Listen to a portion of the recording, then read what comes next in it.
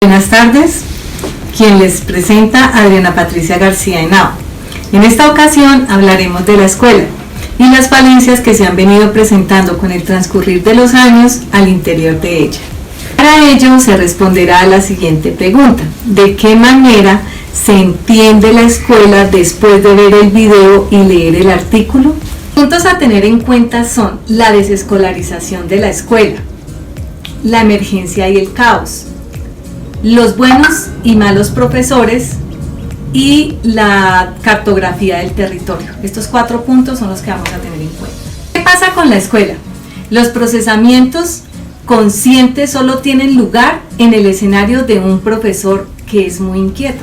El modelo educativo se ha visto tan vulnerable, tan débil, que ante los ojos de cualquier persona, con respecto a la normatividad, es algo represivo, castigador, es una disciplina excesiva. Esto se representó, se marcó mucho en los años 20, en los años 30, décadas atrás, se marcó mucho este proceso. El conocimiento empírico es bien recibido para algunas personas, ya que no se sienten con la presión que hay en una escuela. Hoy en día podemos analizar que muchos padres son docentes de sus mismos hijos. Eso yo lo he visto, y más o menos unos casos podemos hablar de un 40%, porque en la escuela se ha metido es como la evaluación, como la normatividad, y entonces muchas veces los estudiantes, por estar pendientes de eso, no le dan como el altruismo al conocimiento como tal. Como se menciona en la lectura, el aprendizaje informal es diferente al que ocurre en el aula. Los informales son caóticos, azarosos y emergentes. La espontaneidad de la educación da cabida a la exploración, a la adaptabilidad, a la innovación y al desafío como tal. El orden que se presenta en los procesos escolares supone la causalidad que se explica en los aprendizajes. Del mismo modo se producen el cómo y el porqué de dichos efectos. La escuela mantiene una estática, como si nada aconteciera. Mas, sin embargo, el docente como tal debe mantener su capacidad de asombro para observar, preguntar, inferir en cualquier proceso. Por otra parte, la escuela se mantiene lo más estática posible, como si nada aconteciera. Y el docente como tal tiene que mantener su capacidad de asombro para poder observar, actuar, preguntar, inferir. Y aquí no importa si el docente se equivoca. El equivocarse es una condición necesaria para el aprendizaje como tal. El aprendizaje tiende al caos, ¿sí? Esto abre puertas para el caos. Y a esto también le podamos dar el nombre de entropía, cuando todo tiende al desorden. La planificación escolar y el método de evaluación generan fobias, dicotomías, diferencias, miedos, temores en todos los estudiantes como tal. Ambas generan un efecto contrario en el estudiante, a no aprender, a la pereza. Tal vez genera otro tipo de efecto en los estudiantes como tal. Cuando un estudiante se equivoca, lo que hay que hacer es no darle tanta relevancia, tanta importancia a esa equivocación. Todos los científicos, para poder avanzar en su investigación, tienen que equivocarse.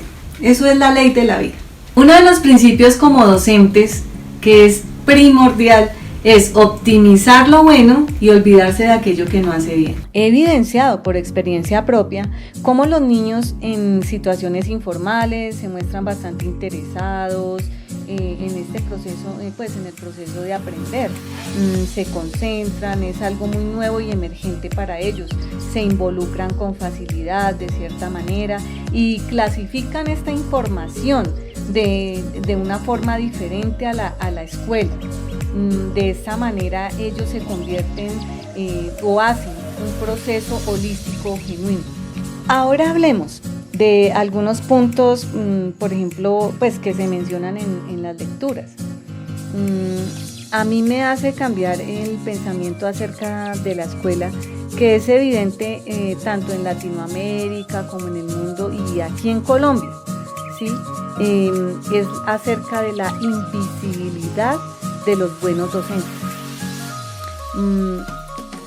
A medida que se ha pretendido superar este menosprecio social y profesional del maestro como tal, no se proyecta en todos los ámbitos de la vida social, política, profesional. Esto hace pensar que el rechazo de la escuela al cambio es el rechazo a la labor de los buenos docentes o profesores y profesoras. A pesar de algunos discursos estimulantes, no se puede afirmar que el problema no sea la escuela, sino los docentes.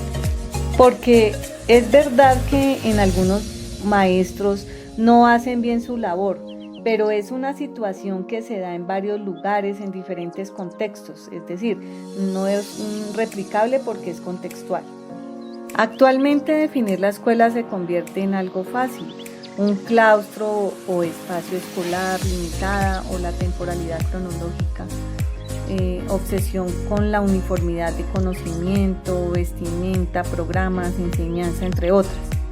En algunos casos se logran progresos, estos son escasos y casi excepcionales, pues la mayoría sigue aprendiendo poco y mal.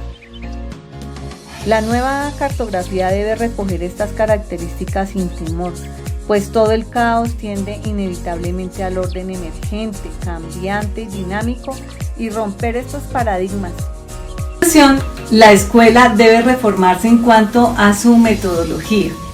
Pero para llevar a cabo todo esto hay que tener en cuenta tanto la parte social, la sociología, como la antropología. Como dicta la pedagogía, el hombre debe formarse, debe educarse dentro de un canon, pero nunca prescindir de su libertad.